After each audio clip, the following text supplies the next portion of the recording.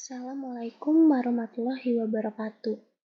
Sebelumnya, perkenalkan nama saya Lailika Nurhanila dengan NIM 120220130 dari kelas RD.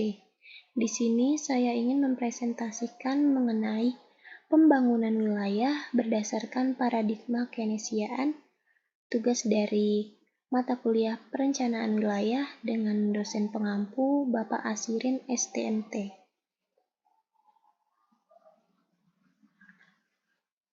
Outline yang akan dibahas pada materi ini yaitu yang pertama, sejarah Keynesian, karakteristik ideologi politik teori Keynesian, pokok pemikiran teori Keynesian, dan yang terakhir studi kasus.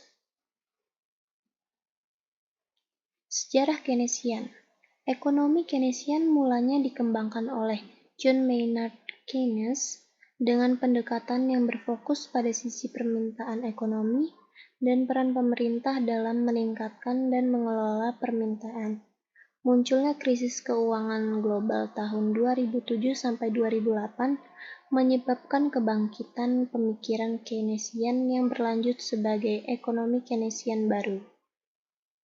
Ekonomi Keynesian umumnya menganjurkan mekanisme pasar perlu dikelola oleh pemerintah, dengan peran aktif untuk intervensi pemerintah selama resesi dan depresi.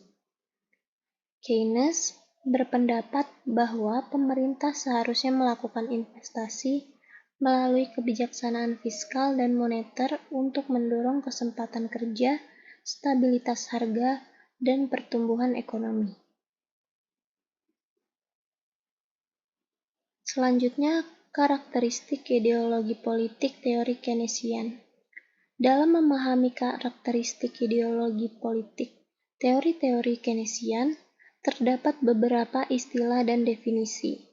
Yang pertama, intervensi pemerintah, yaitu tindakan yang dilakukan oleh pemerintah yang mempengaruhi pasar dengan tujuan mengubah keseimbangan atau hasil dari mekanisme pasar bebas. Yang kedua, demokrasi sosial, yaitu gagasan bahwa negara perlu memberikan keamanan dan kesetaraan kesempatan bagi rakyatnya dan harus secara aktif menata ulang masyarakat dengan cara kondusif bagi perkembangan wilayah. Yang ketiga, kohesi dan solidaritas teritorial nasional, yaitu kebijakan dengan tujuan meningkatkan kesejahteraan ekonomi wilayah dan juga untuk mengatasi kesenjangan wilayah. Pokok pemikiran teori Keynesian.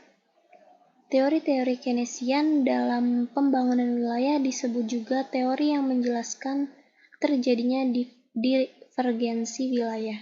Teori-teori tersebut antara lain, yang pertama teori basis ekspor, menekankan pada sisi permintaan.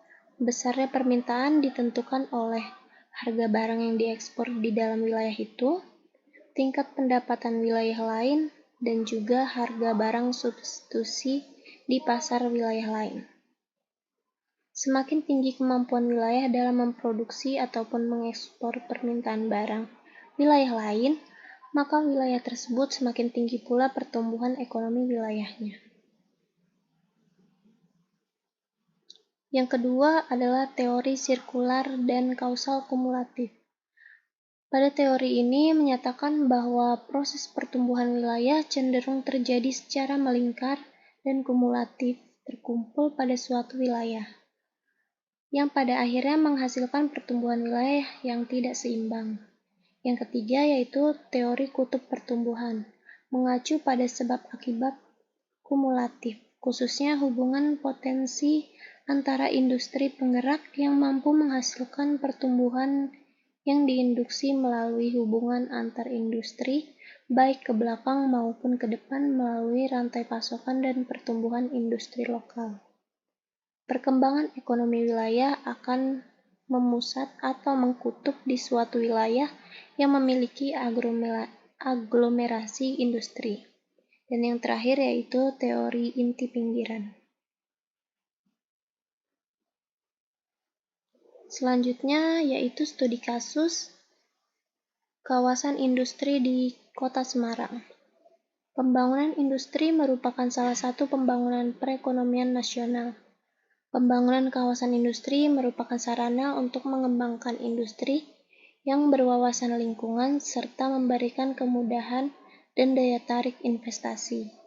Saat ini, pembangunan industri sedang dihadapkan pada persaingan global yang sangat berpengaruh terhadap perkembangan industri nasional. Peningkatan daya saing industri merupakan salah satu pilihan yang harus dilakukan agar produk nasional mampu bersaing di dalam negeri maupun di luar negeri. Tersedia lahan seluas 250 hektar di Kota Semarang sebagai kawasan industri dan sudah terdapat 9 kawasan industri pada tahun 2015.